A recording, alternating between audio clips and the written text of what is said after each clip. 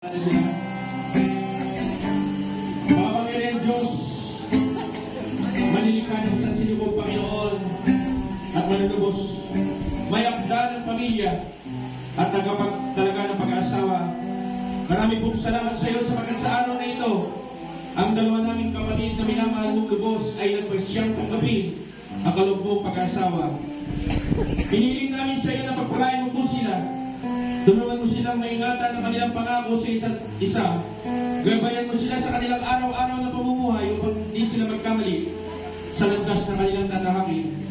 Hayaan mo ang pamilya nilang bubuin ay maging isang huwalang pamilya na ikaw ang Panginoon at sa iyo na lamang lubos na umaasa. Tugunin mo lahat ng kanilang pangangailangan sa araw-araw upang lalo pa nila mapatunayan na ang Krisyanong pagsasama ay isama, pinagpalang pagsasama. Ito ang hinihiling namin sa pangalan ni Jesucristo na aming Panginoon, sariling tagapagligtas. Amen. So, tinatawagan ko na po yung mga, pwede na po kayo. Yung pong mag-aalis po ng belo at ng cordon.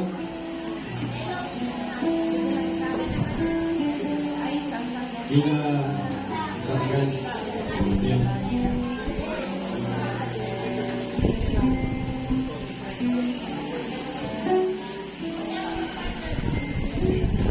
Makita nyo yung cordon sa yung belo.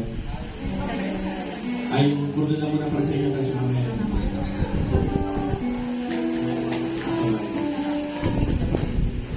Yung mag-aalis ng belo.